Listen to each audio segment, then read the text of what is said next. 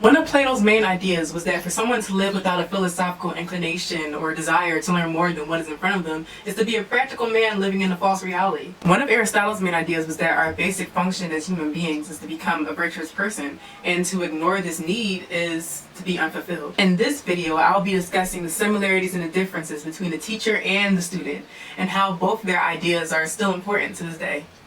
Welcome to Take 5 Philosophy. As you already know, in this video we'll be talking about the thoughts and ideas of Plato and Aristotle as it pertains to what it means to be conscious and what it means to be a good person. In Plato's allegory of the cave, he poses questions that have become the basis of philosophy. Questions such as, what is real?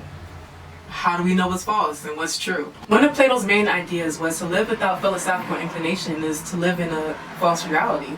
It's remaining unaware of the possibilities outside of what we consider to be real or to be true. One is like a prisoner in a dark cave who is unwilling to think or accept that it is possible to live a life outside a cave, or that life even exists outside of what they see on a daily basis. By diminishing his sense of certainty, the prisoner can now question his reality and find greater truths outside of his comfort zone. Once freed from dogmatism, the prisoner can now embrace new realities filled with new knowledge to feed his mind. Plato is known for his major contributions to philosophy and for starting discussions that his students would continue to ponder even after his death. One of those students is none other than Aristotle. Aristotle is a student of Plato who brought his own interpretations to Plato's teachings, expressing new ways to look at the world. One of Aristotle's main ideas is that we all have a proper functioning, and that our proper functioning as human beings is to become a virtuous person. To be virtuous is to be a good person who is actively trying to do good things. You can't teach virtue, that's not how it works. You become virtuous through, again, doing good things, trying to be the best person that you can be, and striving to flourish in life. It happens through practice. Aristotle believed that people are born with the need to do good things. And though it can be challenging, we should all continuously work towards being virtuous in order to achieve eudaimonia. By dedicating your life to pure actions, being courageous, and becoming a moral exemplar for other people, you can reach fulfillment in your purpose. Now, Plato and Aristotle agree that people should break through the negative influences around them to pursue a life of purpose and consciousness. After the prisoner in Plato's allegory finally saw what life was like outside the cave, he grew a hunger to learn more and more about a reality, a possibility outside of the prisoners who ridiculed him for being conscious. He didn't care anymore because he already saw what life was like outside of it, and he knew that it was more valuable than life inside of the cave.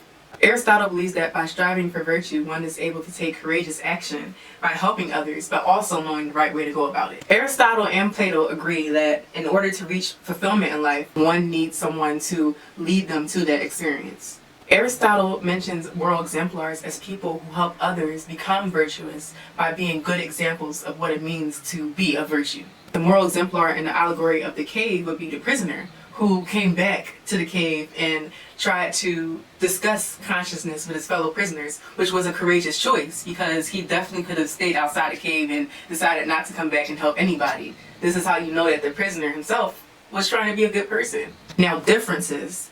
Plato believes that forms exist in both a visible realm and an intelligible realm. The visible realm consists of things that we know to be accurate, that we know exist, whereas the intelligible realm is a little more abstract. It means things that we can't necessarily see or hold. Essentially, he believes that we move towards the form of good for the sake of the intelligible realm, which is over the visible realm, both of which will provide truth and understanding of what it means to be good. Aristotle only halfway rejects Plato's ideas. He believes that there is a visible realm filled with forms of the good that we know to exist and strive to follow. Aristotle believed that Plato's thoughts of two separate realms, where one of them was in control of the good, drew away from the main idea of form as it exists in a human world, with the purpose to make the world a better place through personal development and a pursuit of virtue. Although they disagreed when it came to forms, Aristotle and Plato agreed that we all desire to become good people. However, they both agreed that it is equally essential to pursue consciousness over ignorance, and to never be comfortable with the reality that we find ourselves in. Being comfortable leads to being complicit, which is what practical men find satisfying, whereas a person who is constantly trying to do good becomes closer and closer to reaching self-fulfillment and eudaimonia. Well, that's all I have for today. Thanks for watching, and I'll see you next time on Take 5.